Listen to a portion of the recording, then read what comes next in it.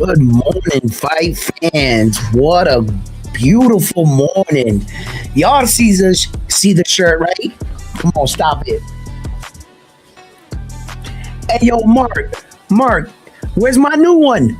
Where's that Naoya Juto shirt at? Come on, Mark. Yo, y'all see it. We're going to talk about it. The day of reckoning has arrived. Yo, listen.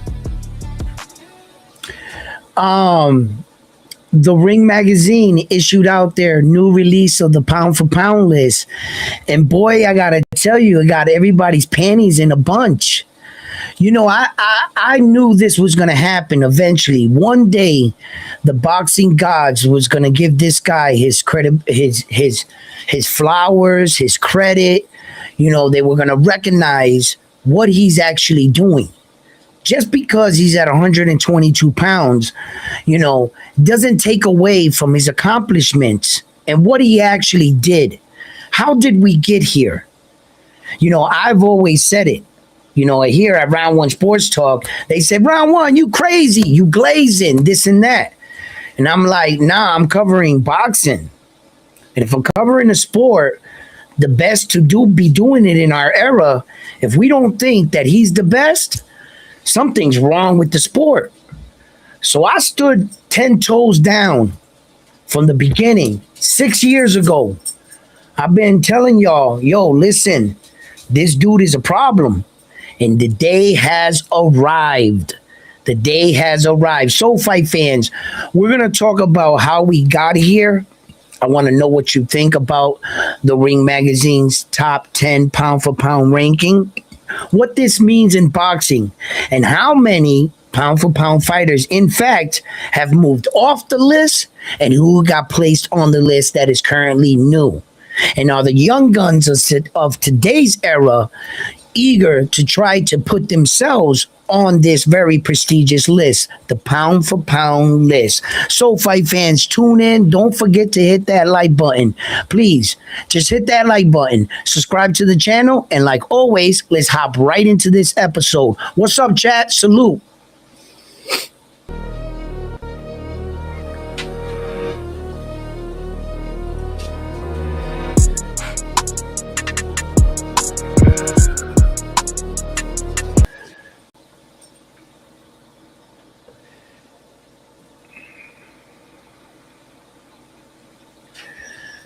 Wow. Thank you for tuning in. QS17, what's up, brother? How you doing, Q? Top of the morning to you. Man, why don't I share this with you? Yeah, why didn't I think about this? I should have had this up. Let's bring up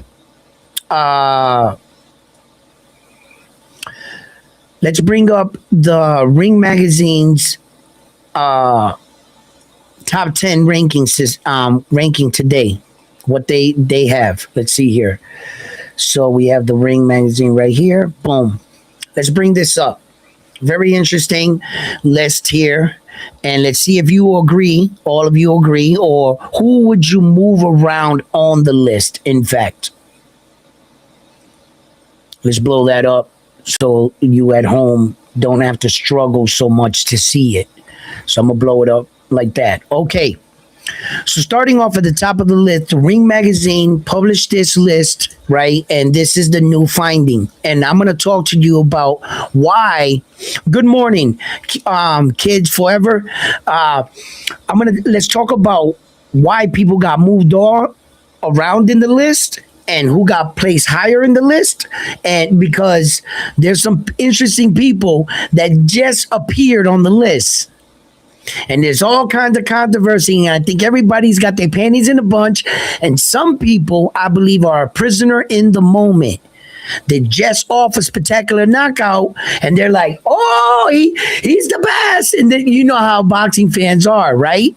Okay, so rather than get all emotional, facts over feelings. Who's on the list? What's going on, right? Okay, look who's at number one. Naoya the Monster Inoue, 122 pounder.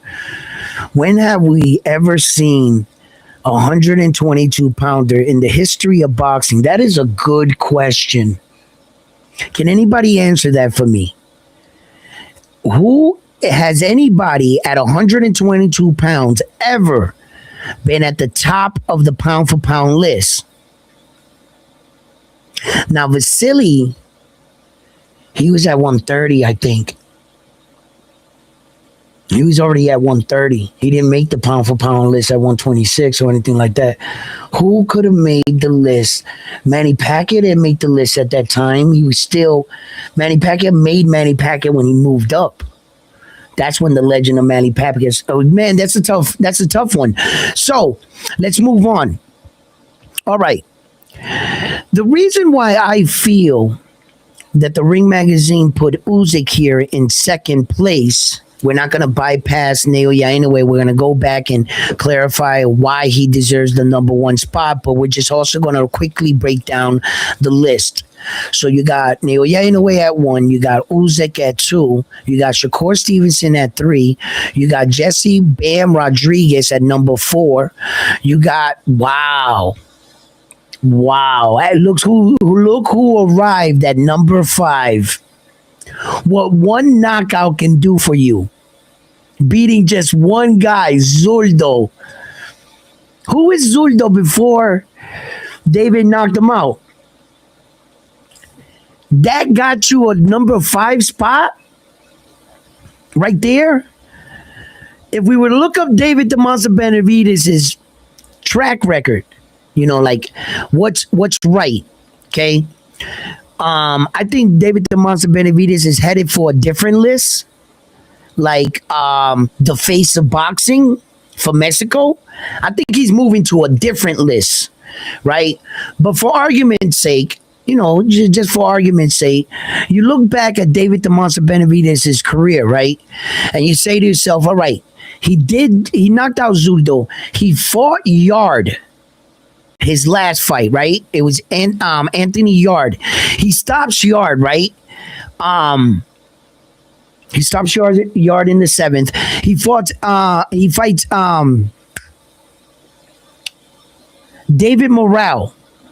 David Morrell going into that fight had 11 fights. 11 professional fights. No matter who you think David Morrell is, he still only had 11 professional fights and he was never a world champion.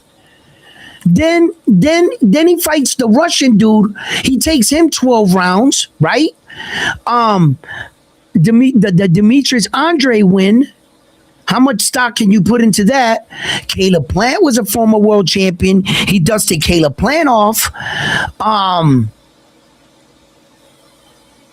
David. Those guys, no, none of them were world champions. Okay, so I'm just trying to figure it out in my head, right? What did David the Monster Benavidez actually do? What did he actually do? He beat Zurdo, a unified world champion, and he's on top of the world right now. Because I'll tell you what David the Monster Benavidez did. He jumped up 25 pounds in one move. 25 pounds in one move. I'm tired of people judging Usyk and saying he fought a guy at heavyweight that was 50 pounds over his. That doesn't count.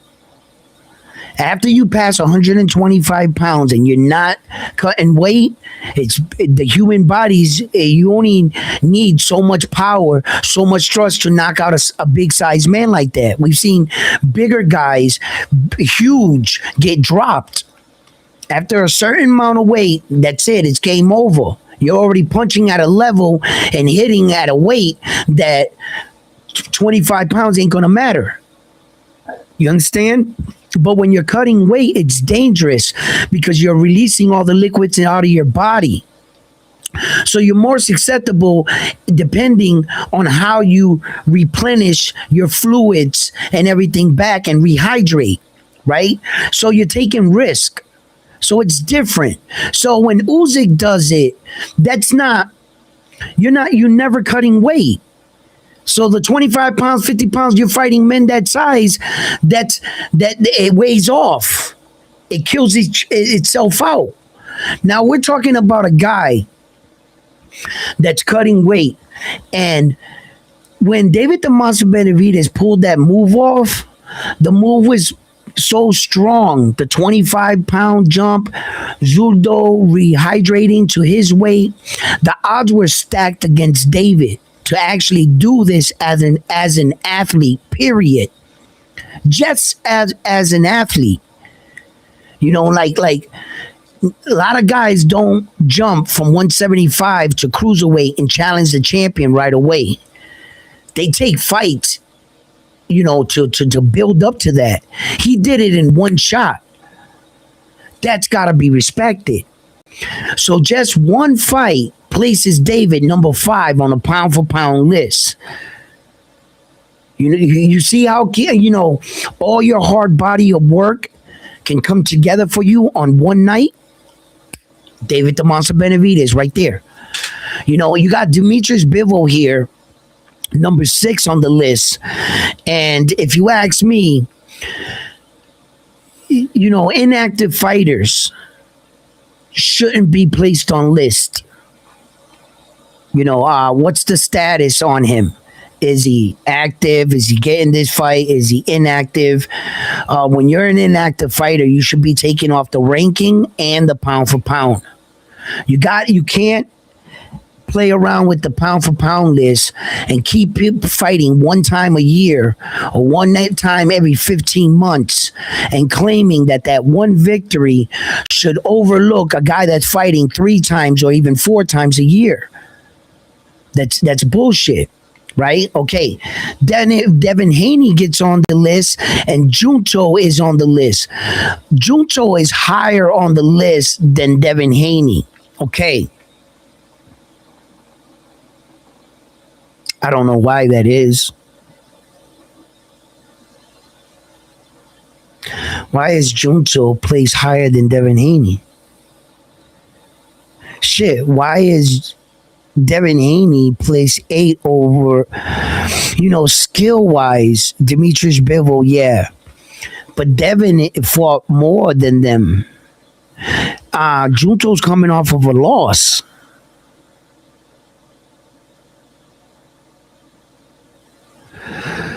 Okay. Devin's last opponents. All right. He's got Brian Norman Jr. that was considered the boogeyman going into their fight. Everybody was saying that Brian Norman Jr. So that was a challenge. You gotta accept that. After he beat him, now they want to say that Brian Norman Jr. wasn't ready or he was green. I don't want to hear that shit. Okay, the Jose Ramirez fight.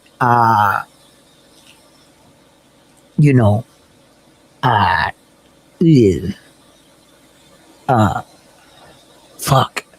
Then Devin had a year in activity when he sat on the shelf and waited for Ryan to get off the freaking suspension rather than staying active.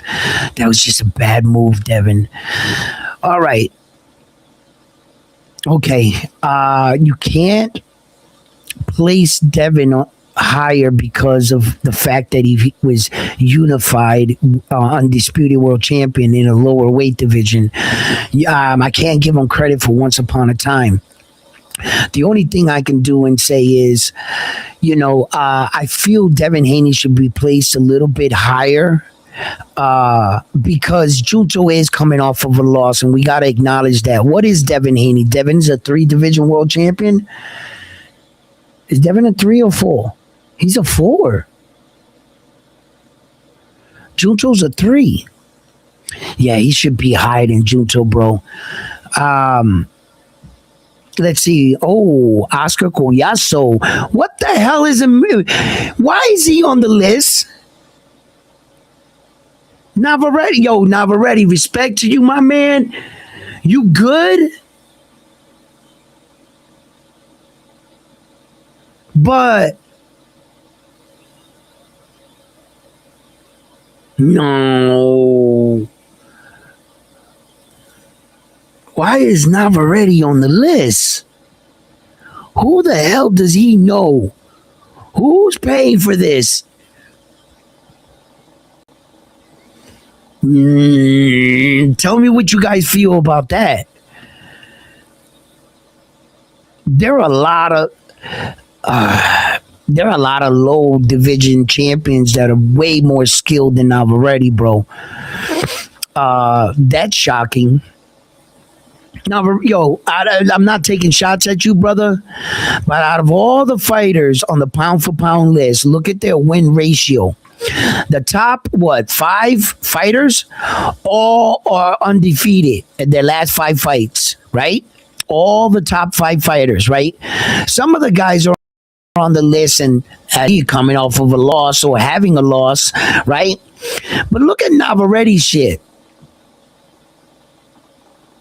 3 wins in the last 5 fights, and he's on the list. What skill bracket does the Ring Magazine see that Navarrete shows? I mean, look, he's an anomaly to say the least. Yes. But to be on a pound for pound list, like I said, I'm not taking a shot at you, dog. They feel you are. You wouldn't be on any of my pound for pound lists anywhere. Okay. Naoya Inoue has the top spot in the pound for pound list. And I wanted you to see the entire list, right? And how did we get here? And why are we here now? Okay, why did Usyk lose his number 1 spot? Usyk had a chokehold on this number 1 spot for quite some time. Terrence Crawford and Usyk respectfully changed. Naoya Inoue came into the picture, and no matter where you place those top 3 fighters, those were the top 3 fighters at the top of the food chain at the pound for pound list. Many people put them in different orders, but at least we can acknowledge, though at once upon a time, those were the top 3. In today's boxing world, Terrence Crawford has soon announced his retirement. So he's not on the pound for pound list. Saul fell off the pound for pound list. Many fighters have now AJs of the world, all these guys, you don't see them on the pound for pound list anymore. And a new era has arisen, and about time, because I've been thinking that Naoya Inoue, respectfully so, is the best pound for pound fighter in the world. Now, that's just my opinion, but let's just break down facts. Right? Okay. The fact is, Usyk wasn't going to hold on to that pound for pound spot for long. I think Ring Magazine saw that. Meaning, Usyk's next fight is against a guy that's a 1-0 fighter, a kickboxer. Even if you knock him out in 30 seconds, bro, the world is going to say that's what you were supposed to do with a guy with a record with 1-0 fighting, arguably, that people are saying is one of the best heavyweight champions in our era to ever do it, because he beat everybody else. That win, no matter the outcome, wasn't going to hold the number 1 spot. When Naoya Inoue just beat an undefeated fighter, a 3-time world champion, and a unified champion that just vacated the belts to move up to fight you. He fought a real pound for pound fighter. Matter of fact, where is he? Right here on the pound for pound list. So you got 2 pound for pound fighters that actually fought. See, do you see David the Monster Benavidez, this guy, on this list? Do you see Zuldo on the list? So he didn't fight a pound for pound fighter. And David just moved himself up on the pound for pound list. Going into the Naoya Inoue fight, Juncho and Naoya Inoue were on a pound for pound list.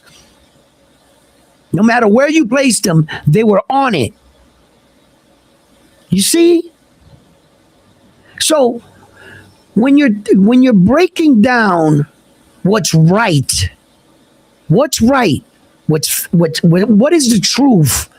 Now here is the truth.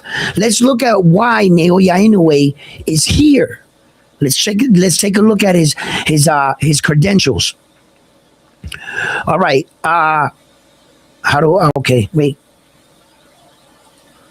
Check this out. This is why we're here.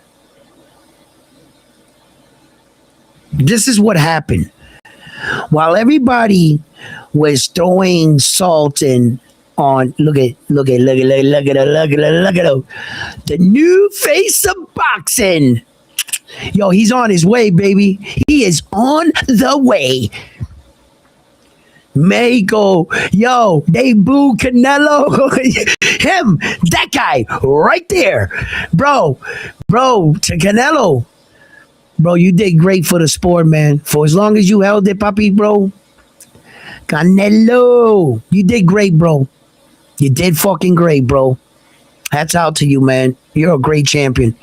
You're a great champion, bro.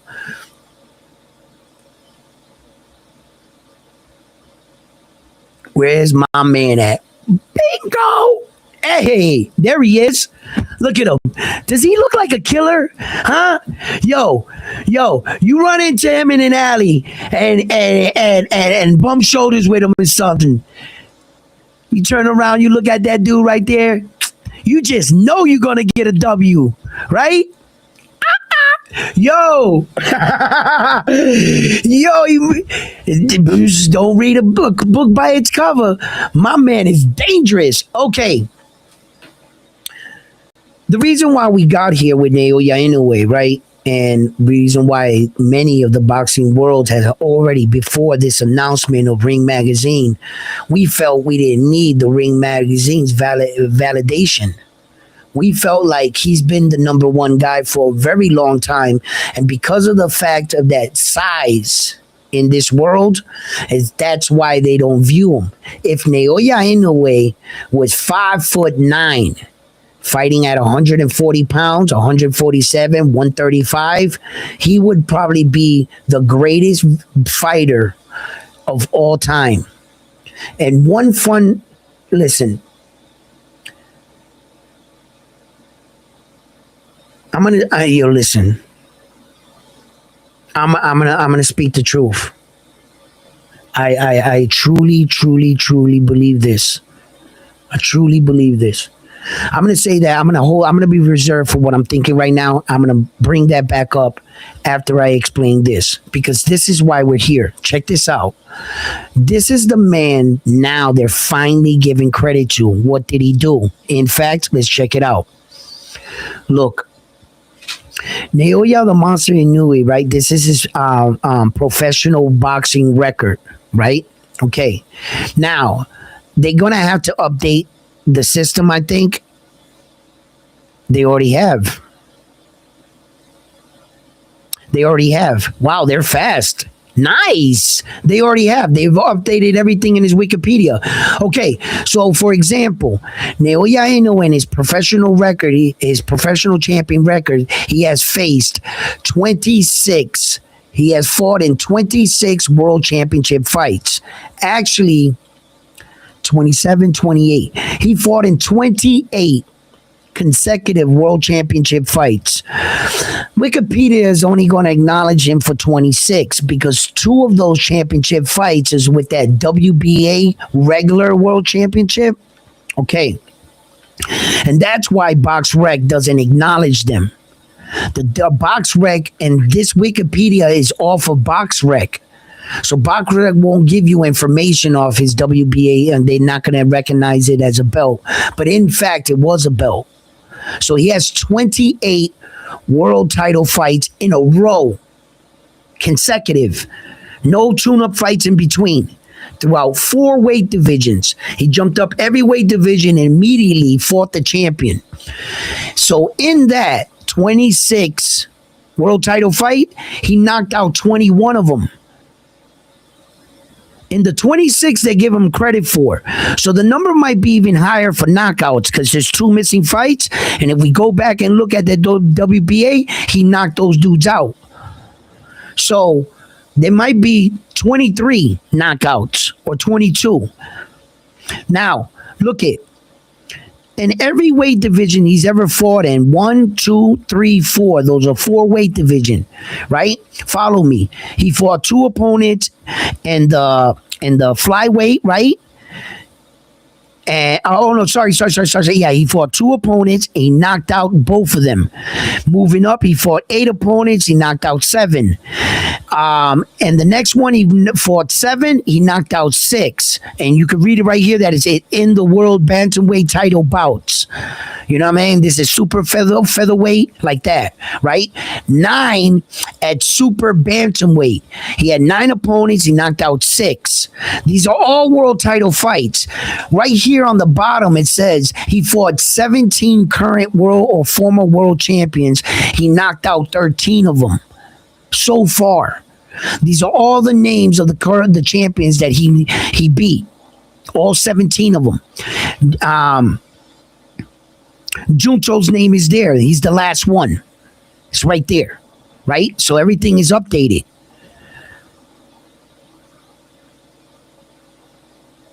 He has a record of 6-0 with 5 knockouts, fights outside of his native Japan. He's traveled outside of Japan 6 times, and he knocked out 5 of them. You don't even want to look at his amateur record. It's ridiculous, right? But we're going to stop right there. That's why he's the pound for pound best. That right there, my friends. When they say that Naoya Inoue hasn't fought anybody, what are you talking about? He fought 17 current or former world champions. 17. Listen, these are the guys, right? And I don't mean to dog anybody. I'm not dogging or taking shots at no one, at no fighter. But I'm going to use Devin Haney. Why? Because fighters like Devin Haney is saying, why is he placed higher on the pound for pound list? Devin, right? Himself. Okay, let's see why, Devin. Let's check Devin Haney's Wikipedia. Boom. We're going to go here. This is Devin Haney's professional record. He's arguing I should be placed higher, right? Okay, Devin. Where's your professional record? You start off with your amateur? Okay. No, his professional record, championship record, 8 opponents, knocked out 0, and knocked out 0 in championship bouts. Bro, you fought 9 right here. 9 current or former world champions right here in 9 bouts. You knocked out 0 of them. You only fought 9 current or former world champions. Has a record of 13-8 in fights outside of his native U.S. Pretty good.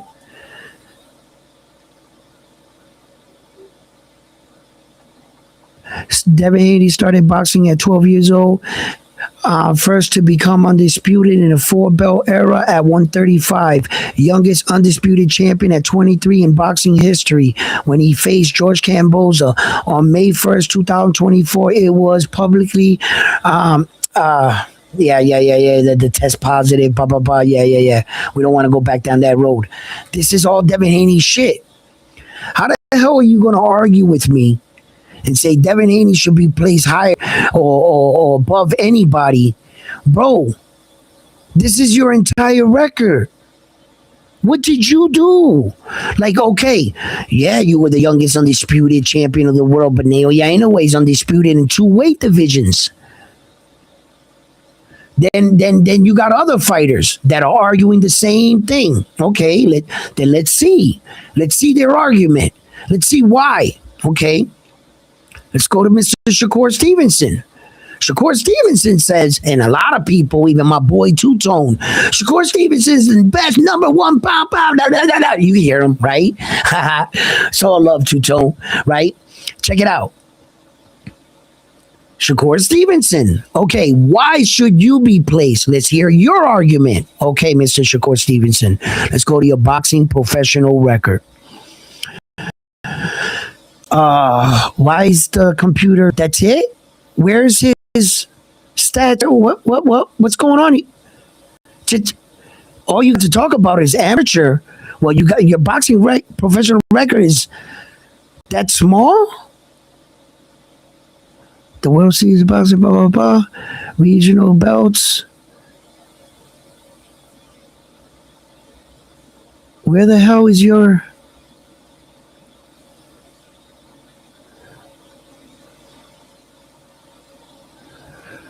Oh my God.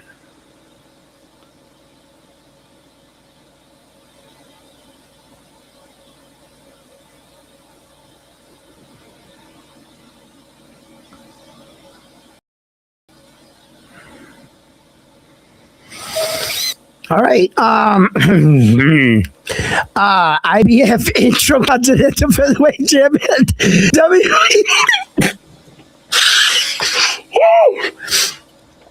And these guys want to argue.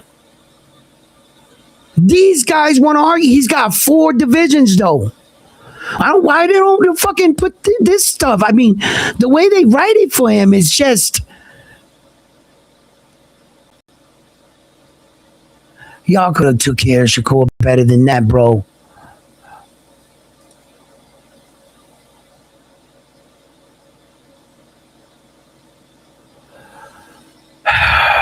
So they only have him listed as a 1-belt champion, the WBO super welterweight.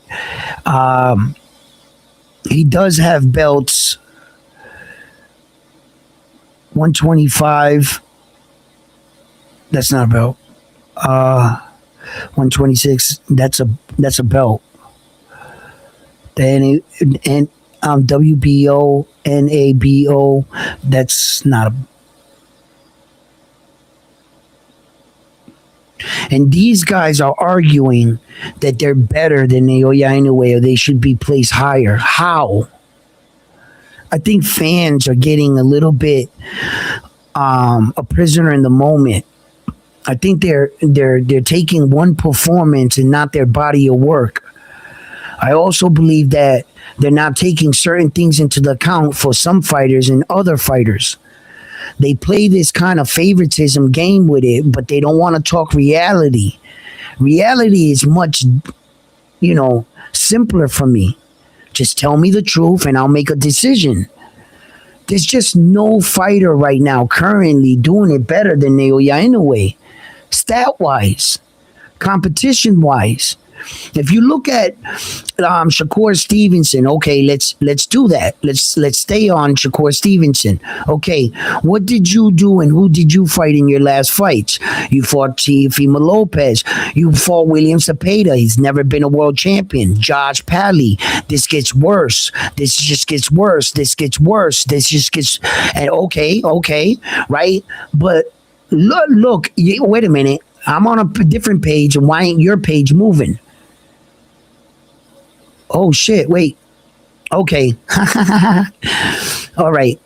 I was probably talking over here and you guys are like, what the hell is he talking about? Okay. Here. Check it out.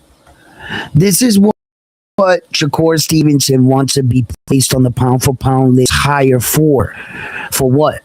Let's break it down. For Teofimo Lopez. For William Cepeda, never been a world champion. For Josh Padley, huh? For Artem, huh? For Edwin De Los Santos. How about for the other Japanese dude? What about Conceiao that beat O'Shaughnessy Foster? Did that win was so impressive? How about if we bring back Oscar Valdez? We'll bring him back in the conversation. Maybe that'll validate him. Who the hell did he beat? So impressive, so much skill, such a dominant opponent standing in front of him. Where does this come from? Where? Look, I'm not taking shots at no one. I'm just pulling the curtain. That's all I'm doing. Don't be mad at me. Look, this is his fucking record, bro. What do you want me to do? Lie? Where is this coming from? Look. For instance, check it out. Look. Jesus Christ. Okay, we could do this for days. Where's David the Monster Benavidez' record? Okay, bam. Let's go to him. Come on, David, where you at? Right there. Okay. This man hops on the list. I'm not going to even argue why, because I think he, for that performance, he deserves to be on it. So I'm going to give him that. Yard, David Morale, the Russian. Look, come on. Oh, it was a good fight. Andre, Caleb Plant. What? Where is it? Where's the that Caleb Plant though? That was a massacre. Then he did beat the shit out of Andre. That fight, yeah. I like this fight. This fight was good. It was good. This one, and then yeah, okay. But as far as how many of these guys were ever world champion? Okay. Damn, bro. That's what the fuck I'm talking about, man.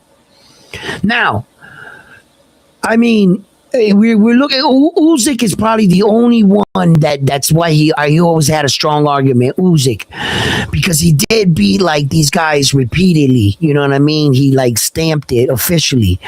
So when you're looking like a fighter like Naoya Inoue, let's see what the hell this Japanese dude is doing and why the hell we should even consider him.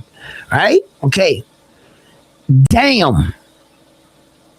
Junto is a 3-division undefeated world champion.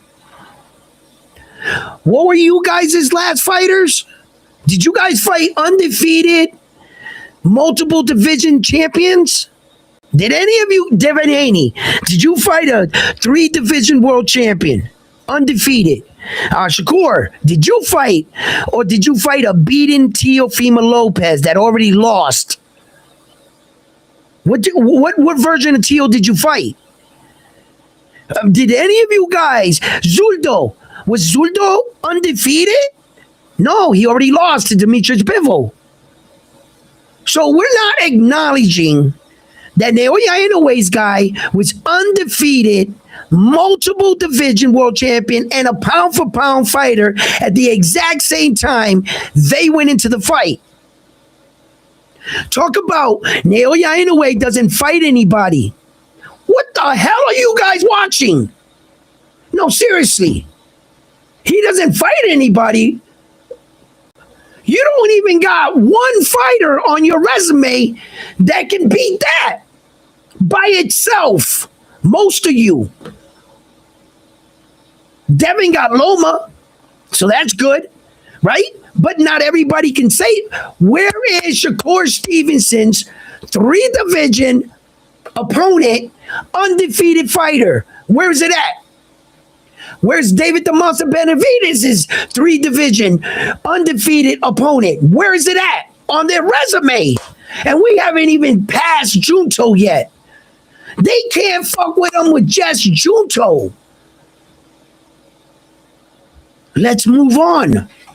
Ellen David Picasso was an undefeated fighter. 2 back-to-back undefeated fighters gave him their first loss. Nobody else out of 32 fighters beat Alan David Picasso. And he was the #1 mandatory. Did any of you guys fight your mandatory?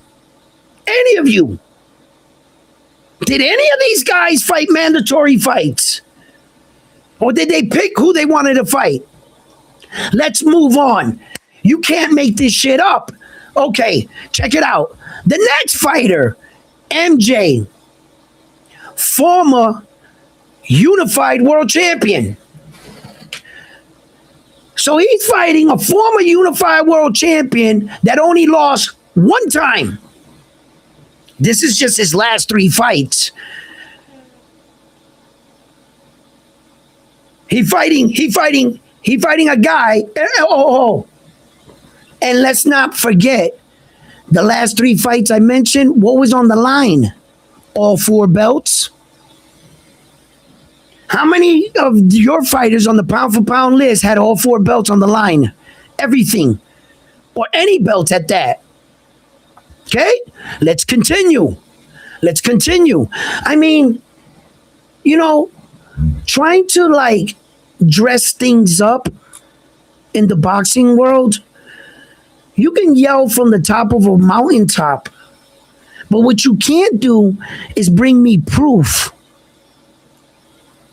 What you can't do is bring me a strong case of why someone should be placed above Naoya Inoue.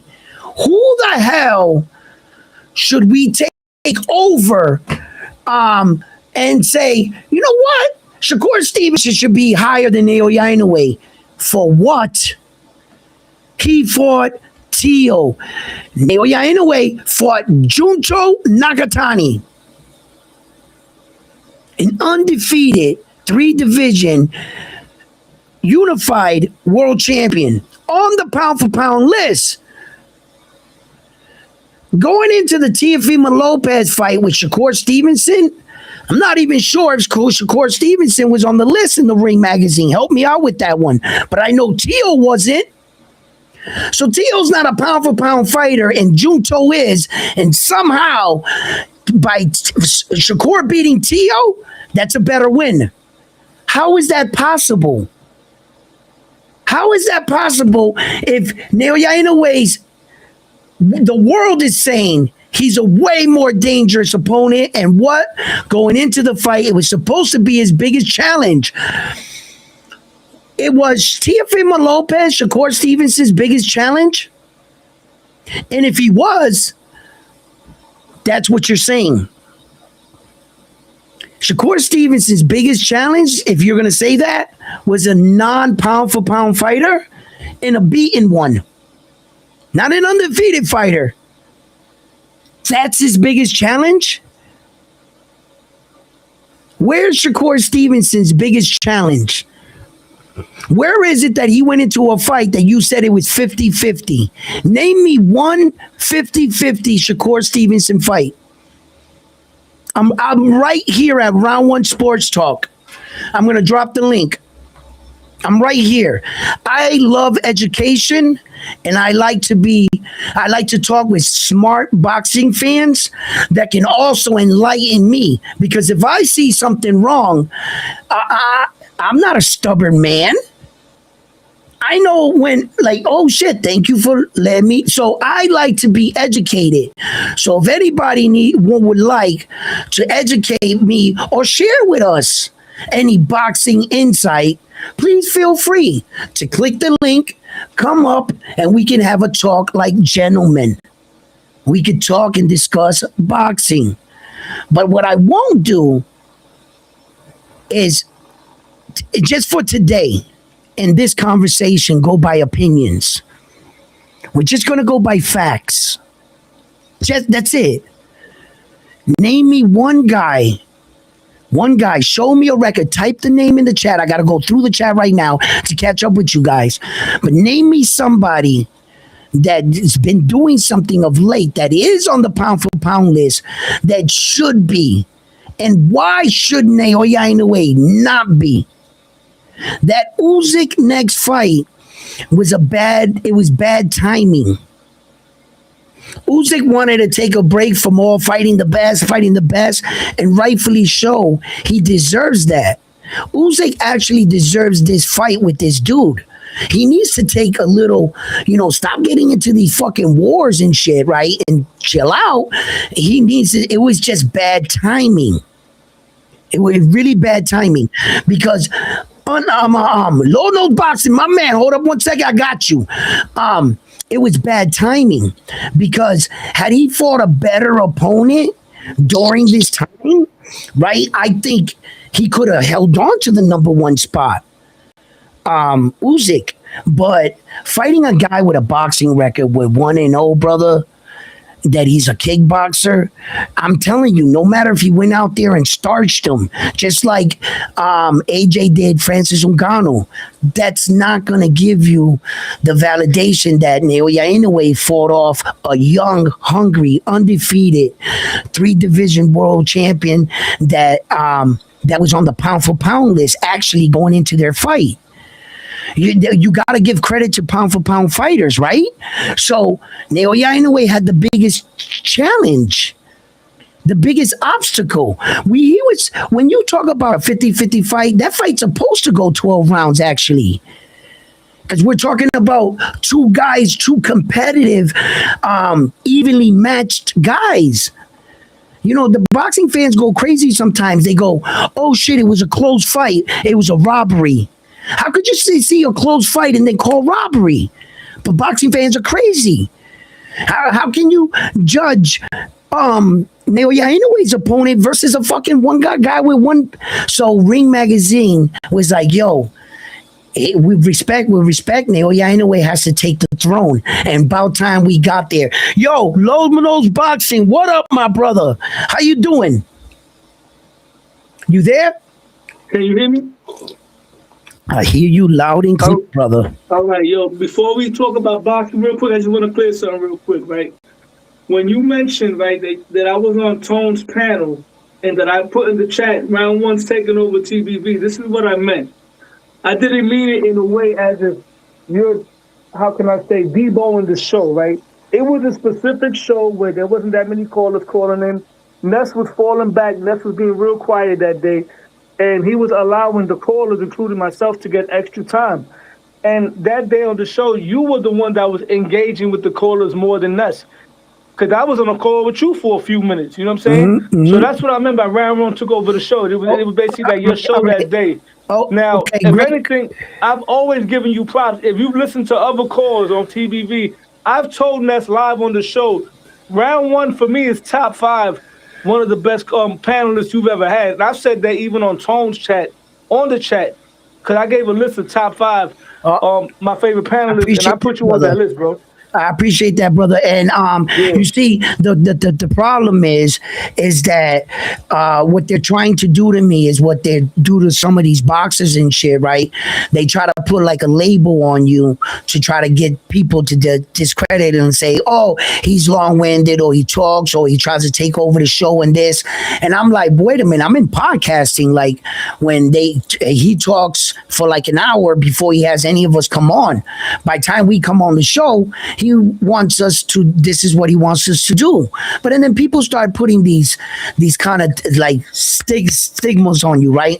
So I'm over here battling this shit, right? Because I hop on here, I'll hop on there, and I'm just trying to like spread boxing shit.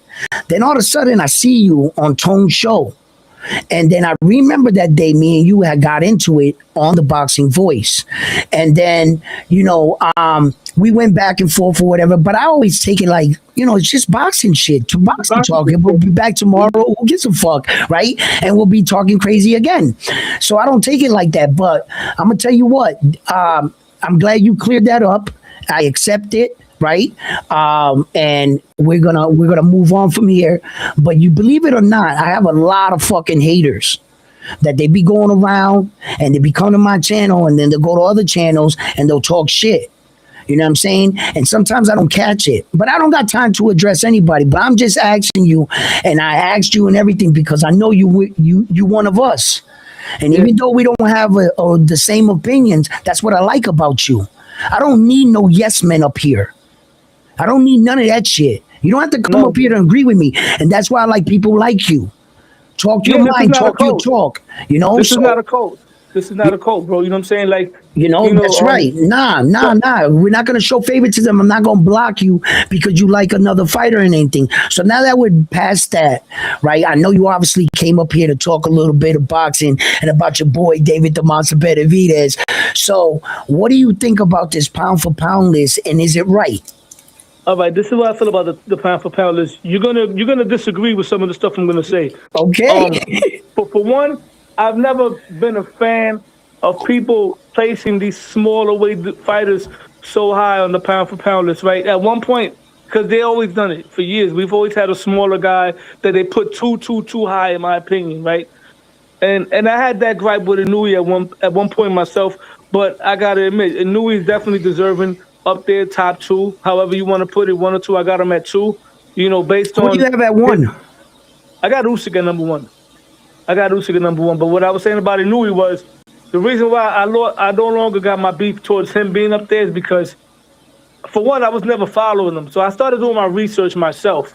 And I seen that the man became a champion, I believe, in like 6 or 7 fights, something like that. Six. Yeah. So, even though we don't know the guys, he has beaten some guys at the end of the day.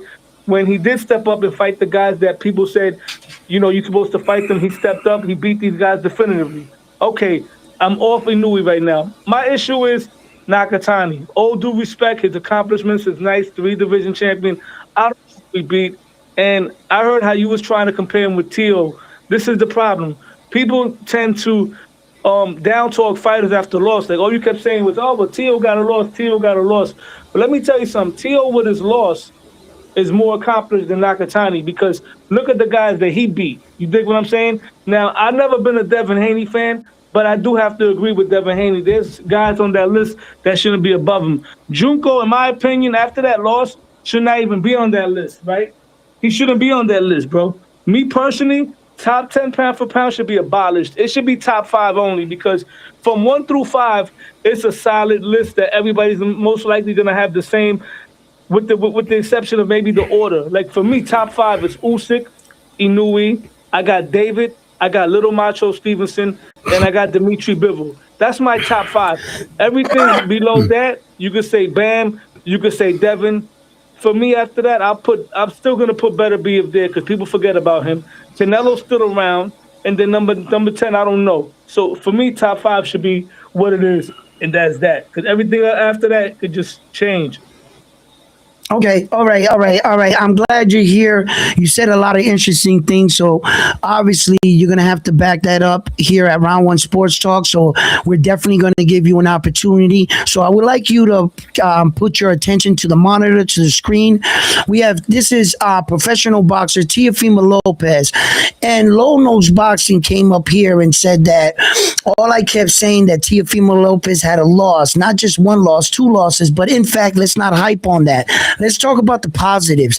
This is world champion Teofimo Lopez. He has a record of 22 fights with 13 big ways by knockout. He has a 59% knockout ratio, and he's 28 years old. So he's talking about accomplishment and that he, without looking anything up, he's convinced that Teofimo Lopez has a better resume than Junto Nakatani. Those are his words. Okay, so I want to help him out and back him up. So we got to speak facts. So here is Teofimo Lopez's professional boxing record. He has a record of 6-2-1 in world title fights. 6-2-1. He has a record of 3-2-1 against former or current world champions. He's a 2-division lineal champion. His boxing record is right here. It tells you what he did, what he accomplished. His amateur record right here. So these are all Teofimo Lopez's belts and weight divisions and the Ring Magazine belt. That is what Teo did in real life. Not opinion, not facts over feelings here. Lo, you came up here. You accused me of saying that Junto was not, in fact, a better boxer than your boy Teofimo Lopez. So okay. There is Teofimo Lopez's complete boxing professional record. There is nothing to argue about. Okay, next man in question. Here we go. I should have just typed in his name. Why did I do this? But anyway, same shit. Here we go. Junto Nakatani. Junto Nakatani is a Japanese fighter. He has a professional record of 32 fights, 24 knockouts with only 1 loss. He has only 1 loss, not like your guy, right? And then he has a 75% knockout ratio. He's 28 years old, same age as Teo. Let's check out his boxing record. Now, Junto's professional record against former or current world champions, he has 7. And he knocked out 5 of them. And he's a 3-division world champion. And he was undefeated going into the fight with Naoya Inoue. Was Teo undefeated when he went into the fight with Shakur? And was Tio on the pound for pound list when he fought Shakur? Junto was.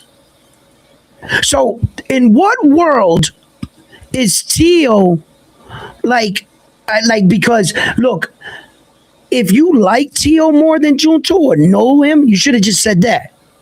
No. But for you to say, well, how is Junto? Tio is more accomplished than Junto. Tio didn't even fight more champions than Junto. Tio don't got more divisions than Junto. Tio wasn't undefeated. Tio wasn't on the pound for pound list. So in what world is Tio more accomplished? The mic is yours. All right. First of all, as far as the pound for pound list, he was on some of them. Me personally, I had him on my list because we're gonna go by our opinions as well. You had him number one on your list. Not only did you have him number one, hey yo, Lowe's No Boxing, tell the truth. You got a pillow in your room made of Tio. I'm fucking with you. I had Tio at number 6, number 7 at the time. You and I both know that the boxing media does not like Teofimo Lopez. Let's be real with that. Let's be real. They took away his undisputed. Let's just stop right there. Why don't they like him? Can you explain? Educate the fans. Why don't they like him? Well, at first you could say because of his mouth. Shit that he said. No, because of his mouth. Okay, then that's due to his own. Let's move on. Go ahead. Go to another point. They've been shitting on him before that. You know what I'm saying? They robbed him of that undisputed run. That was really undisputed, and they did him dirty, bro. Everybody knows that any boxing pundit, real boxers, still to this day acknowledge him as undisputed. That's one. And yet Junko had more wins. He had a little bit more champions. But I like to believe in quality over quantity, right? You there? I'm here. I can agree with you. Look. Hold on. Go ahead. Tio beat a top 3 pound for pound fighter in Lomachenko definitively. He didn't beat him like Devin with question marks. He beat the nigga fucking 9 rounds to 3, 8 rounds to 4, no question. Then why was it that people were saying that Loma won the fight? He didn't beat it definitively. He beat him definitively in you. Okay, Lo, check this out. I dig your passion, but do you ever ask yourself when you're watching your favorite fighters, you might be hyper-focused in watching your guy. You might not really recognize because you're not actually watching both sides. And it happens to me. It happens to the best of us. But what I'm telling you is this. Look, Teofimo Lopez did get robbed out of 2 opportunities to be undisputed. He did. I can agree with you. Listen, that WBC playing that bullshit, trying to make that the franchise championship. They played him, and then they played him just before the fight with Josh Taylor. They played him, right? Did he beat the men to deserve that spot between me and you? Yes, I'll give you that.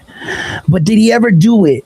No. Is he going to get credit for it? No, he shouldn't. Unfortunately, shit like this happens. Tio had to dust himself off, and what he had to do was keep himself together against that George Kamboza fight. Tio has no one to blame but himself, because I can guarantee you if you put Teofimo Lopez in the ring with George Kamboza 10 times, Tio beats him 9 times.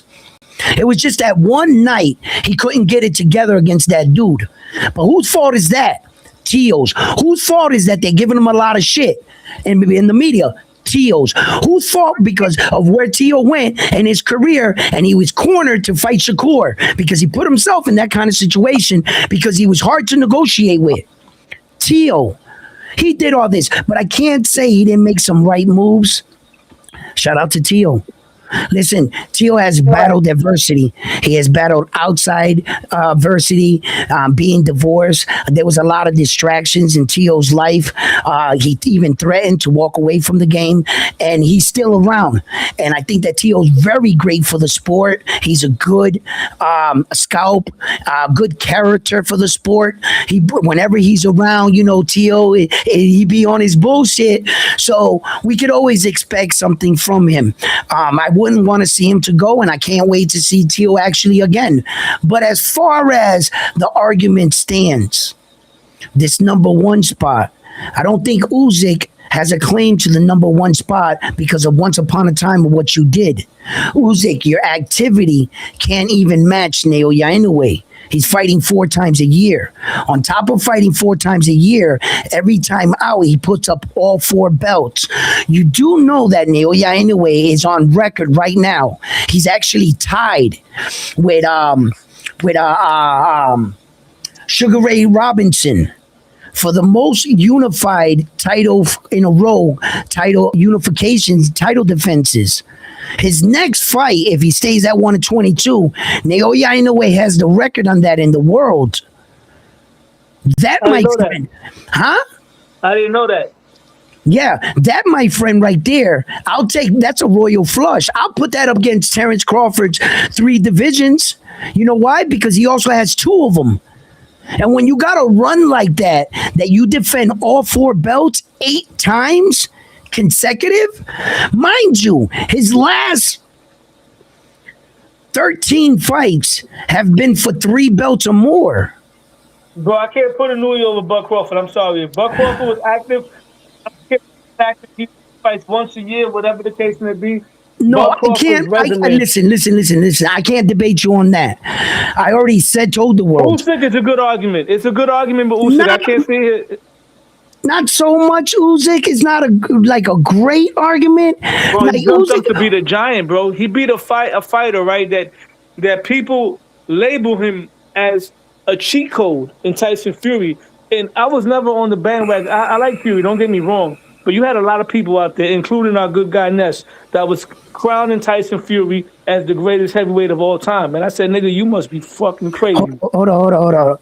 So you're giving him credit for fighting a retired fighter that came back on day 1 that almost lost to a mixed martial art fighter on day 1.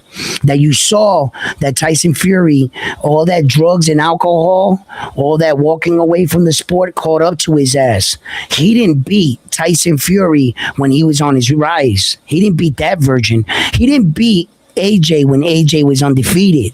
He beat knocked out AJ that got knocked out by Andy the Destroyer Ruiz. That's who he beat. He didn't beat Prime. When you're an undefeated fighter and you don't know how to lose, you got a different kind of swag about yourself. If you ever get in trouble, but an undefeated fighter is hard to break. But he still beat this guy. It doesn't. Listen, I'm just explaining the history. He didn't beat AJ undefeated. He didn't beat an undefeated, a reigning Tyson Fury. No. And then his claim, your claim that he's the greatest heavyweight and he should keep the pound for pound fighting on the list, right? For what? Fighting 3 guys back to back? You fought 6 fights, but you only actually fought 3 guys. 3 guys. You fought AJ twice, Dubois twice, and Tyson Fury twice. But you really, in fact, only fought 3 people. I think the boxing world needs to wake up. Naoya Inoue fighting 4 times a year. Different fighters, different obstacle, lefty, righty, taller, smaller, bigger. You're fighting the same guys in a remix. And you want me to be blind and give you credit for that? Bro, I'm low nose boxing. You're like in awe. Oh shit, he beat the guy. We already saw that. Matter of fact, we saw it twice, and then twice, and then twice. God damn, how many times are you gonna go to the same movie? And then say, we're gonna give him credit for that. How the hell can Usyk hold that number 1 spot fighting a kickboxer with an 1-0 record? Naoya Inoue fought a 3 division undefeated champion. How can he hold the number 1 spot? No matter what he does to that dude, he was losing that number 1 spot. Ring Magazine just moved early. There was no way he was going to hold it. Literally, if he does what AJ did to Francis Ngannou, that does nothing for him. You didn't beat a boxer. You didn't beat anybody in the top 10. You didn't beat a former world champion. You got no claim. Now, I'm saying that the timing was off. Usyk deserves that fight. I'm not arguing the fight. He deserves a little break, bro. He's been in a lot of these fights back to back to back to back, you know? So, like, he did, but it was just the wrong timing. When Naoya Inoue was coming off one of the biggest fucking fight. Bro, Naoya Inoue's gate in Japan, let's not talk about it. Let's not talk about it when they talk about, oh, this dude don't sell. This nobody knows who he is. Blah blah blah. Man, I got 14,000 views on my live stream. Like, hey, look. Oh, it's just all lies. All of it. That you said, yo, I never seen little dudes up there on the pound for pound list so placed so high. What is wrong with I never said that. That's not what I said. I never said that. I said my issue with them at the time is because you don't know who they beat. We've always had every generation. We've had small guys very high on the list. Okay, stop right there.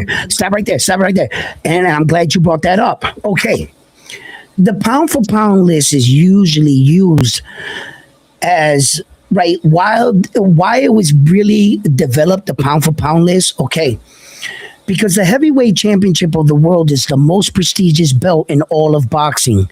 There is no belt more prestigious than the heavyweight championship of the world. Okay, because, for instance, tell Naoya Inoue to beat up Usyk. I'll be right here. What's going to happen? He's going to fucking kill him, right? That's why he has the best belt in the world. Now, what happened was boxing was trying to give life to the rest of the division, the smaller guys from the heavyweight division. So in order to do that, they made up a list, pound for pound. It gave acknowledgement to also the fighters when in an era where we didn't have cell phones. For God's sake, they were looking on black and white TVs and radios, and then we got color TVs, and we started seeing Sugar Ray Leonard and Marvin Hagler, right? So what happened was they developed this list to give other eyes to other divisions, and in order to bring people out to the little guys fight, let's put them on a popular list. So they started taking one or two of the best guys down there, not to forget them. And then when you look at the list in the Ring magazine in the 80s, who the hell is this guy? You just found out. Now you know his name. What does he look like? Then now you're curious. Because if he's good enough to be here at that time, he must be somebody. Right? And that's how powerful the Ring magazine was at one time. It was like the Bible in boxing. So we use these kind of lists, not also because they're always so honest, but it does promote some divisions and some fighters. For a long time, the Ring magazine belt fluctuate in its popularity. When Oscar De La Hoya owned it, a lot of people really weren't taking that belt too serious, if I'm being honest. It seemed like every Mexican fighter popped up every day and had one around his shoulder. We were looking out like, yo, can we get one? Like, you know what I mean? Like, so, and then, through the courses of events, these were methods to introduce honest. I like when you brought that point up, low nose boxing. You know why I like that point? When is the last time we've ever seen a super bantamweight at the top of the list? Not just on the list. He is on top of the list. And the problem I have with having Usyk on the list, we talked about this. You know how I feel about this. We should never put the heavyweight champion on a list. No, wait, hold on, Ramon, real quick. I got to start doing that one. I agree with you. As far as heavyweight champion on the list, yes. But Usyk, I make an exception because Usyk climbed up multiple divisions, right? 2 or 3 divisions. No, 2 divisions, I believe, yeah, to become a heavyweight champion. And he's doing it as a smaller man. Guys like Usyk, there is an exception. Just like in the 80s. Mike Tyson was right. Hold on. Mike Tyson was number 1 on the list. I don't remember heavyweights being number 1. He was number 1 pound for pound on the list, and Mike Tyson was a small heavyweight. If David Benavidez moves up to heavyweight, we're going to take him off now? No, that's adding to him. Now, if you put guys like Fury on the list who's like 7 feet tall, that's a different story. Okay, but Usyk deserves to be on the list. Check this out. My opinion, you don't put a king on a list. I'm a king. I have the greatest belt You guys sort it up among yourselves. Because if you make Usyk number 2, what's that saying about the heavyweight championship of the world? You can't play with the heavyweight championship of the world. You must keep it prestigious, intact. A king does not play with mortal men. You understand me? You need to respect Usyk for what he is. He is the king of boxing. He has the most prestigious belt, and when the heavyweight champion of the world walks into the fucking room, everybody looks at, that's the man. You're damn right. You don't put a king on a list. I find it disrespectful. But I see what you're saying. You're putting him on the list because of his skills and what he displayed on his dominant run. He climbed to that division, bro. I get it. So respectfully so, I see why. But I don't like to play that because you're already the top. You're the king. You're the king. You need to start acting like a king. You know what? And the heavyweight champions of the world cannot entertain and frolic with the help. Yo, round one, the heavyweight division, all due respect, is not what it used to be, bro. I don't It look at doesn't the matter. heavyweight division They as need what. I don't listen. Here's the problem. Low down doesn't mean that you go down and diminish with it. Your job as a king is to uphold your throne. I don't care what the fucking era looks like, bro. I don't care what they're saying. This is my time. And you or no other fans are going to diminish my reign. And if you already got him on the pound for pound list number 1, well, he's doing a fucking good job. When you say? So that heavyweight championship of the world right now, Usyk, I don't care who it is. You must know the value on what you hold. And your responsibility as the king, the man on the top of the throne, no matter if everything's falling down around you and your castle is deteriorating, get motherfuckers to put some spackle on that bitch and fix that. Stop the leak, the hole. I am the king. You need to start acting like one. And that's what I mean. I don't give a fuck what the world is saying. That is the heavyweight champion of the world. Back in my day, when the heavyweight champion of the world walked into the room, motherfuckers they basically saluting. When Mike Tyson walked in the room, that was Mike. God damn it. And Lennox Lewis walked in the room, Evander Holyfield, they were respected as kings. If you guys are letting this go down, that's on you. You weren't much of a king now, were you? There are kings that didn't rule right. There were other kings that were way smarter. There were kings that were put in place, fake kings. I've seen those kind of kings before. He wasn't a good king now, was he? No. But I just think that Usyk, he needs to claim his spot. Act more dominant, make it more that the world understands his reign. That what he did wasn't easy. And he needs to start, but that's just my opinion. Because damn it, if I ever became the heavyweight champion of the world, I'll show you how to be a king. It's like, nah, bro, I won't get on a list. Because I understand you have to help the rest of your boxing world. As a king, you got to conduct yourself as one. You go to events. You shake hands with other champions. You're the heavyweight. Well, everything you do promotes boxing. If Usyk gets up somewhere and says, I think he's the number 1, the number 2, that gets them validation. The king just spoke. That's doing king shit. Pound per pound number 1. Huh? You can have the number 1 pound for pound. I'm the king. I'm helping you. I'm helping us. Boxing.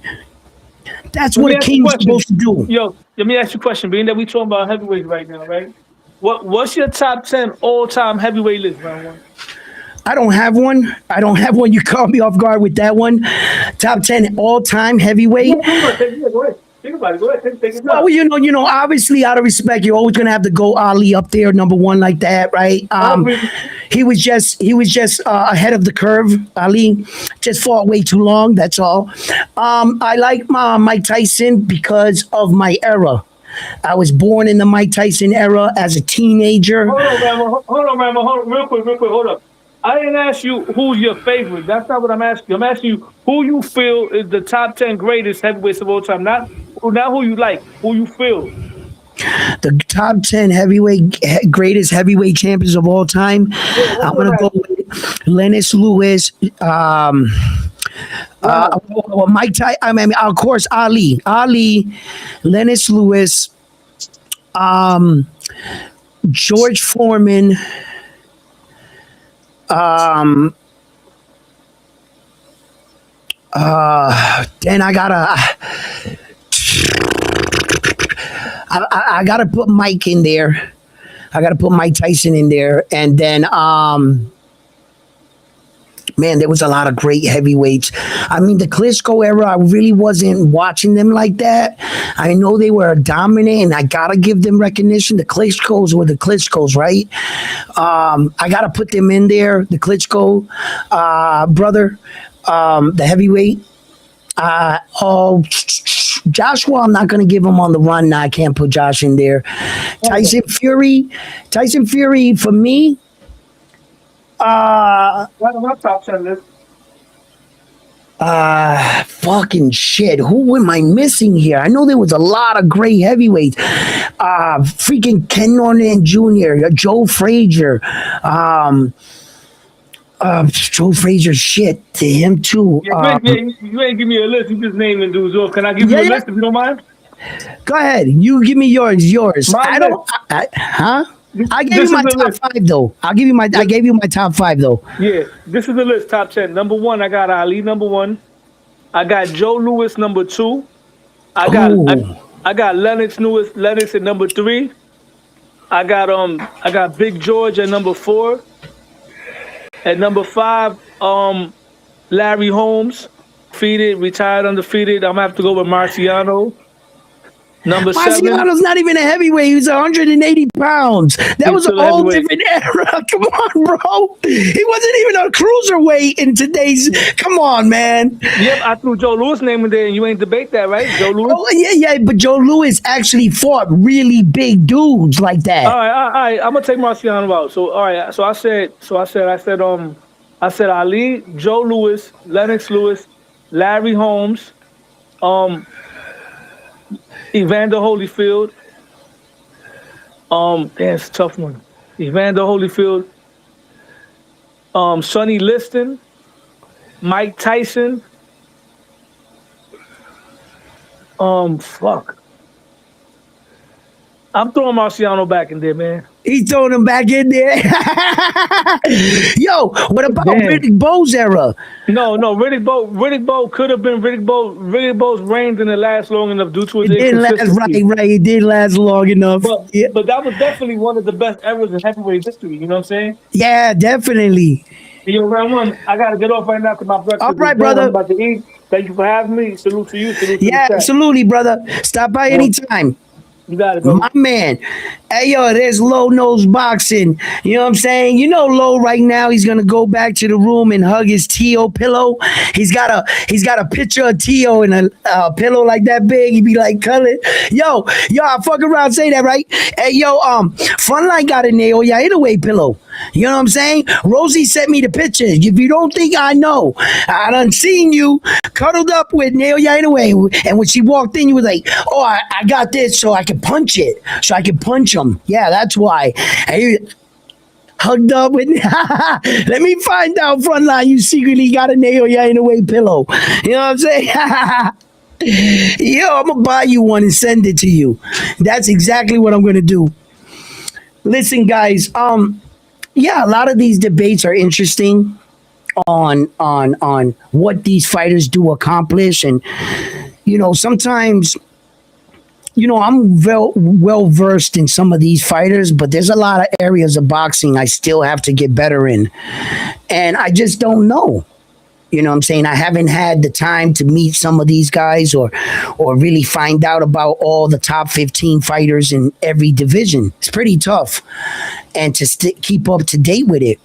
So when you don't know something, I guess sometimes we shouldn't just jump out there. We should do a little bit of snooping around and finding out why. There has to be a reason why the world is talking up this guy. And, the reason why I said all of that, because the one argument that I run into the most about Naoya Inoue is they say, who did he fight? They know nothing about him. They know nothing about his run. They know nothing about. How do you not know, or how can you say a man that fought 17 world champions fought no one? What current fighter do you have right now that fought 17 world champions? I'm right here at Round One Sports Talk. Please send me the information, because I like to learn. I wanna further my education in boxing. Who currently right now fought 17 world champions? For somebody to say he ain't fought nobody, in comparison to who? In comparison to who? Here comes Frontline. Yo, Frontline. I got to defend myself. Hey, yo, Frontline, you got that pillow, don't you? Listen, I got 2 minutes because I got to get back at it. But I just wanted to know that I sent that pillow back with defects. My head is all fucked up. I got cuts from headbutts on it and everything. Oh, stop it! Stop it! Stop it! So it was Stop defective. it. It wrapped me around my neck and it pulled me in and headbutted me multiple times. So I wrote back to the manufacturer. They said that it's never happened before. We're gonna look into the situation and we'll give you a full refund. And all that. So So and then when you found out that the wrapping inside was tape wrap, it was hard wrap, so faulty wrapping. It was filled. It wasn't stuffed. That's the next. It's still under investigation because It's still under investigation. Yeah. They're also checking to make sure there's no foul play with the doping. They want to make sure that his supplements are up to par and all that shit. So chat. I'll keep you guys posted. I'll let you know the outcome of the findings as soon as I get the results. And my wife is officially sleeping on the couch for buying me that pillow, knowing the defects. Listen. I don't even know why Frontline comes up here sometime. He does this to himself, doesn't he, chat? Yo, Frontline's crazy. Delusion, but listen, let's all come together and pray for Frontline so that we can get this demon out of him, rebuke this hater demon that lives within Frontline. Frontline, pray for him. That he sees the light. Pray for me because he sees the light. You know what I mean? I am getting ready to go into surgery for a blood transfusion. I lost too much blood with the head clash and the. So I'm getting a blood transfusion. I lost too much blood with that dude. Listen, yo, check this out. Right? Look, man. If you guys are just tuning in here at Round One Sports Talk, today was a very big day in boxing. We did get the confession of Frontline admitting he does in fact own a Naoya Inoue pillow, even though he's sending it back. He admit he has that. So you listen. He really secretly. For you right there. That's a victory for you right there. That's a victory for me. He secretly is infatuated with Naoya Inoue. He just doesn't want to say it. This is just got to be one of those type of things. But look, I'm gonna tell you what, Naoya Inoue finally got his credit. He finally got his credit, bro.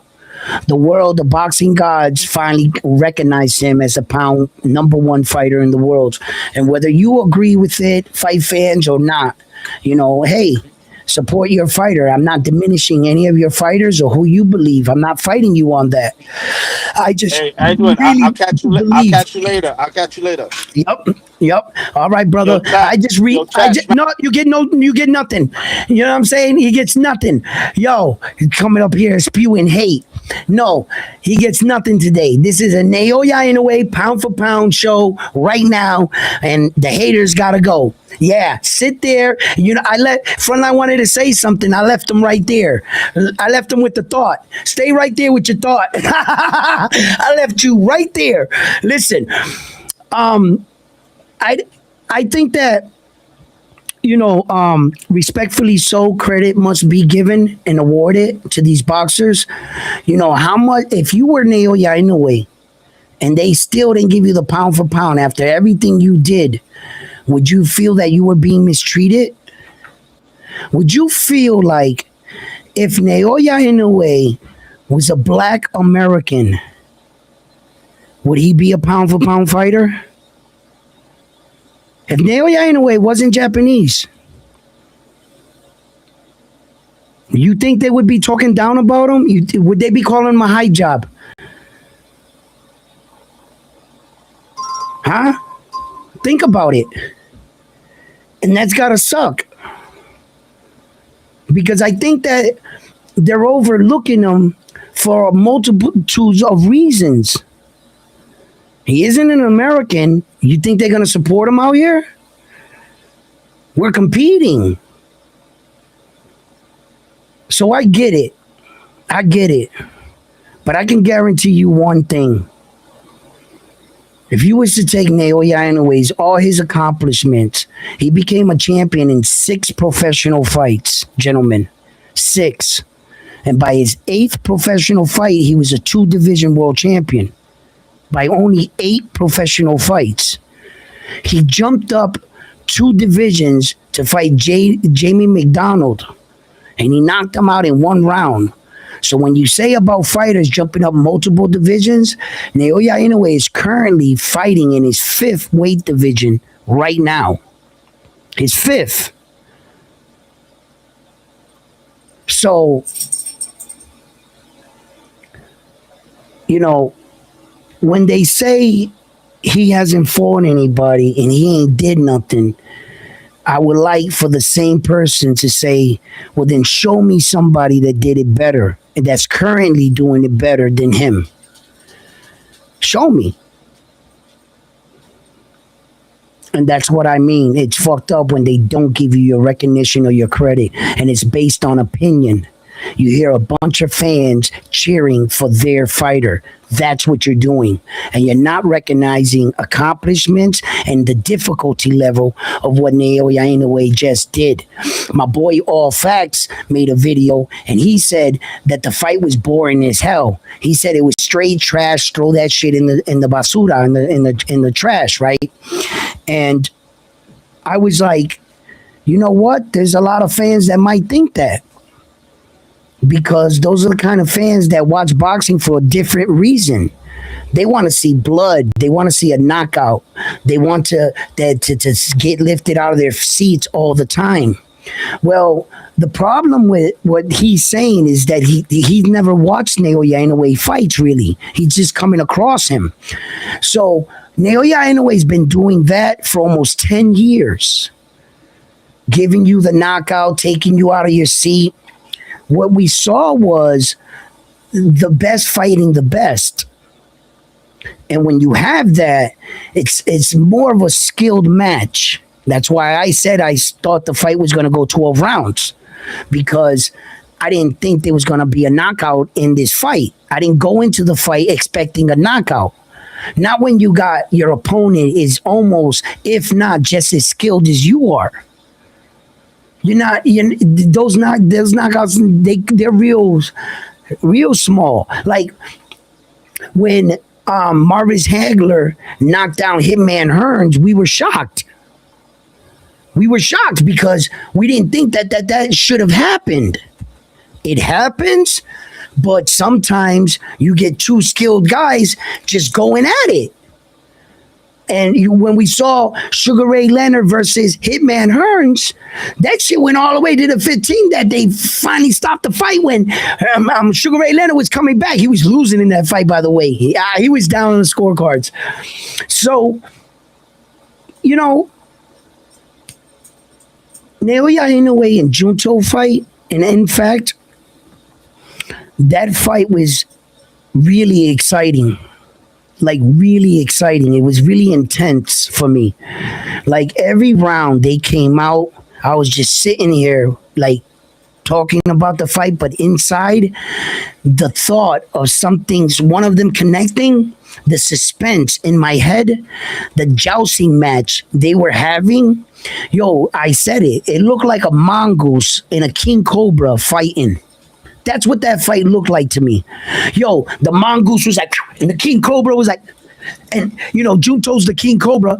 Naoya Inoue is the mongoose. He's like Naoya Inoue is like, like, blah, yeah.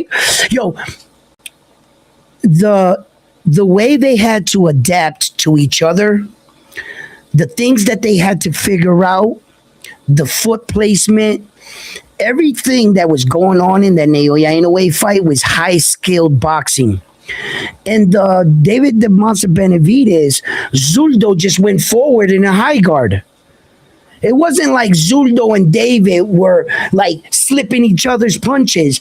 I think every punch David the Monster Benavidez threw landed somewhere. Zuldo was a walking target, a punching bag. And everybody lost their mind over that. It was impressive to see David perform. Yes. But the quality of the fight, Zuldo was no Junto. Hell no. Junto got more skill in his pinky than in the entire Zuldo's career. Like, you can't, they're not on the same level. Zuldo might be big. That's what you see, a big dude, right? He got any big dude got the opportunity to knock you out. He got like 30 knockouts, right? But how skilled was he in the fight? You had two cats in the ring. Their reflexes were like every punch in that Naoya Inoue fight was earned or given away. Naoya Inoue started have to let Junto hit him to give him confidence to open up, because Junto he respected Naoya Inoue. It was rightfully so.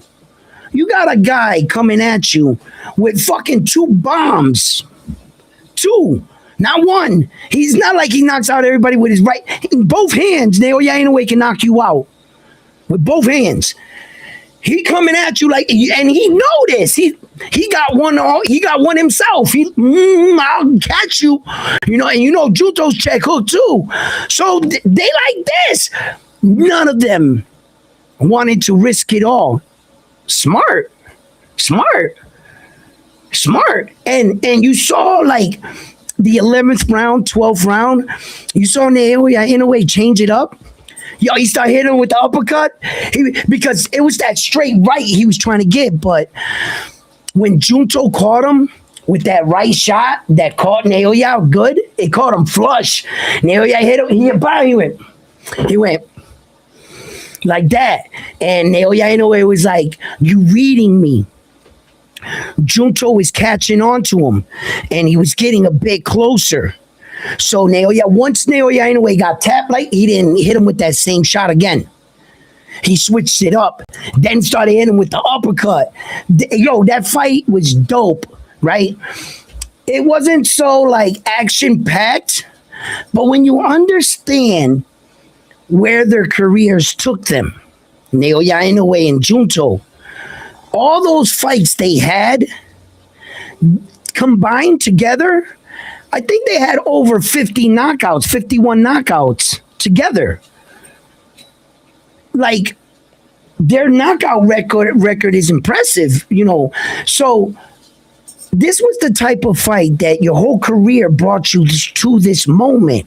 Everything you learned, everything you ever been, any fight you've been through, you had to display it on this night. And although sometimes, athletes can not get, they feel after the fight, especially if they lose, I could have did more. You're always going to tell yourself, I could have did more, right? And the problem is with that is You know, you're always going to be right. But it's great on the night when everything shows up. I think Naoya Inoue, everything he learned, every fighter, every lefty he ever fought, taught him how to beat Junto. Yeah. And it was a really, really skilled fight. It was a great fight. I enjoyed it. Shout out to Junto for being that guy, for being that kind of fighter, to really bring out the best in Naoya Inoue. I saw Naoya Inoue's ability to adapt. Once again, to make reads. See, these two guys, they read patterns. With these kind of fighters, you can't do the same thing. In the Zurdo fight, David the Monster Benavides kept peeling his hand and punching him. That's how close Zurdo was to David. Then he would peel his hand, Zurdo would try to block, and David would hit him in the body. That's smart. You know, he's switching it up when he peels his hand. So that's what kind of fight David was in. David wasn't in a fight where the guy was moving, cutting on him, cutting the ring, level changing. And then, you know, David was trying to take away his jab and slipping punches and coming in. Zurdo stood there like Frankenstein, like this. And David fired off 100 shots. And the crowd went crazy. Did they just mistake that for skill? Because in actuality, what that was athleticism. He put on 25 pounds and still looked like himself at 175. He's an athlete. Was that so slick, so skilled? Did he set any of these punches up? Or did he just throw them? Think about it. Did he set up a punch, hit him? No. Or did he just punch through his guard? He punched through his guard. The fact that he did it the way he did it, that's what's impressive with David. That's what's really impressive. The way he did it, the way he looked, David. And it was past 6 rounds. It was going 6 rounds. And I was like, his gas tank wasn't going down. He was still looking strong. And I was like, and he took Zurdo's punches well. It was the way David did it. But was that like the highest skilled boxing you ever seen? Or was it a one-sided beatdown from a guy that thought, I'm going to fight a smaller guy, I can just walk through his punches? If Zurdo respected David's power, maybe the fight would have went a little bit longer. Because he wouldn't have just stood there and he would have got out of the way sometime. Because when Zurdo had David against the ropes, I didn't see David do any high skill shit, spin off the rope. Okay, all David did was go in a high guard, let him fire off, and then Zurdo was the one that backed up. I mean, I give him credit, yes, for what he did. It just wasn't more skilled in the Junto Naoya Inoue fight. No, there's no way. There's no way. What David brought you was blood and knockout. That's fucking awesome. Fucking great. I always love when that happens, right? So he gave us the ultimate prize. What Naoya gave us was a boxing lesson. Sometimes you got to view boxing for what it truly is. And sometimes, yeah, okay. I think Naoya is going to go back on his bullshit after this. They're going to put one of them dudes that are just not a 3-division undefeated champion. He just fought 2 undefeated guys back to back. And remember, David beat Zurdo. That was a beaten fighter. He had a loss. Junto was undefeated. He's a higher caliber of an opponent. Your fighter got a loss. Your fighter only has 2 divisions. My fighter has 3. Your fighter was unified. My fighter was unified. Naoya Junto left the 2 belts at 118, but he was unified. So, in Junto, Naoya Inoue's opponent was tougher. Naoya Inoue's opponent was on the pound for pound list. Your opponent wasn't. Zuldo's not on no pound for pound list. So Junto's on a pound for pound list, undefeated, 3 divisions. You got 2 divisions, defeated, no pound for pound list. Who had the tougher fight? Naoya Inoue. Come on, man. Just tell the truth. That's it. That's all I'm saying. I'm not making anything up. I'm not no. And I'm not giving David just because he's in a bigger weight division. No, you're fighting in a weight division that you're supposed to be fighting there. You signed up to fight, then that means you can qualify, right? Where is Naoya Inoue fighting? In his weight division. So what is he doing in his own weight division? This is bullshit that David the Monster Benavidez beat Zuldo and he was the bigger guy. Look how big he was. That's a weak argument. That's a really weak argument. Who the fuck said we were talking about size? Aren't we supposed to be talking about boxing? Why do we even let that in the conversation? Like they said something. No, you get judged for what you do in your own weight division. That's it. And that's how it should be.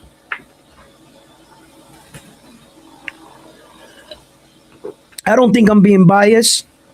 I don't think I've told one single lie. Everything I looked up with facts. Facts over feelings. If you got someone, you have a good argument for why your guy should be placed higher on the pound, let me hear it. Let me hear it. I said myself, I'm only going to, because Low Nose Boxing that came up here, we've had this conversation a few times. I told Low Nose Boxing, he knows this about me, so he be trying to get me with the 10 because he knows I only value 5. The top 5 in a pound for pound list, I believe that's what it should be. But I see why they have a 10. But in my eyes, who gives a fuck about the 8th pound for pound fighter in the world? The 10th, the 9th. All you're describing is a good fighter. All I want to know is who the top 5 guys is. The top 3 on top, and the 2 threatening. That's all I want to know, really. To tell you the truth, if I'm being honest, I don't really care about the number 7 guy like that. But I see you make the list longer so that you put more people on it, so you have more people to talk about. But it gets hard sometimes, and all of a sudden you look one day and Navarrete's on the list. That's what happens when you don't got enough guys to fill the list. Navarrete's number 10? What the hell is that? Like, that's what happens. But I care about the top 5. That's what I care about. And what I also do care about today is that boxing finally honored the real one today. And he finally got the respect that he should have gotten a long time ago. I feel Naoya Inoue, bro. You know what I'm saying? I wish he was Puerto Rican, man. Right? I'm not gonna lie to you, right? This Japanese dude is doing big things, man. But I'm not no hater, man. Look, I'm Puerto Rican, and I was born in America. I love my American and Puerto Rican fighters as well. Sometimes what it is. I gotta take the home team, right? But it doesn't make sense to me to cover the sport of boxing and deny the best fighter that's currently doing it because he's not American or Puerto Rican. That don't make sense to me. That I would have to come up here every day and argue the fact for American fighters. I want to promote American fighters, and I always do. But it doesn't feel right to me.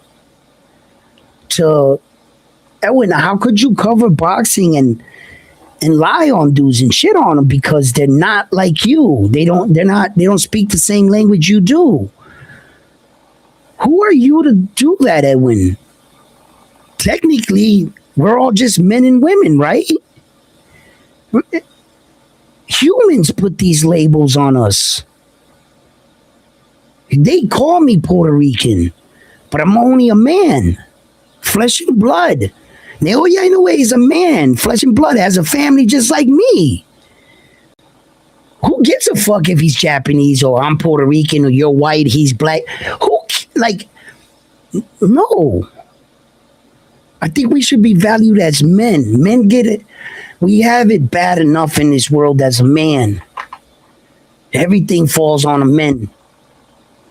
And you got these women trying to act like us. The other day, I was joking with my wife, and I said, listen, if a mugger comes up and tries to rob us, yo, listen, you always want to act like a man. Handle that.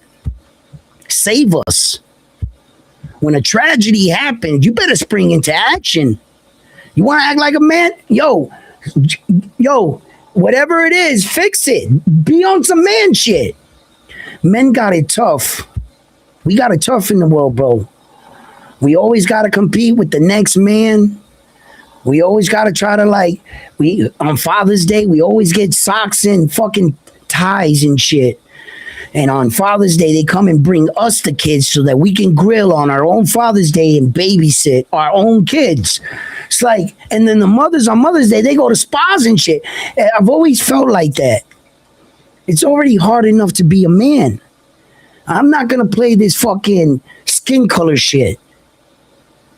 I'm just too old to go down that road, bro. And if I was going to deny a fighter, I'm not going to fucking talk about the best fucking fighters we have currently. Whether you agree with me or not. Terrence, Usyk, Naoya Inoue, Shakur, they're keeping fighting alive. The sport of boxing. Without them, who are we watching? So it didn't make sense to me. It didn't. I couldn't figure out why they shitting on this dude. And I can only come up to one logical conclusion. He's not American. That's it. I swear to God, if Naoya Inoue was Puerto Rican or black, boy, he'd be the best. They'd swear to God he reinvented the wheel. There would be statues of the man in Times Square right now. For sure. So anyway, fight fans, thank you for tuning in here. Another edition here of Round One Sports TV. I'm always your host, Round One. And please, let's get these video 100 likes. Let's see if we can get this video up to 100 likes. Help me out with that. Subscribe to the channel. Become a Round One Sports Talk member. Thank you for all your support. Everything that you guys give to the channel, I put it right back into boxing.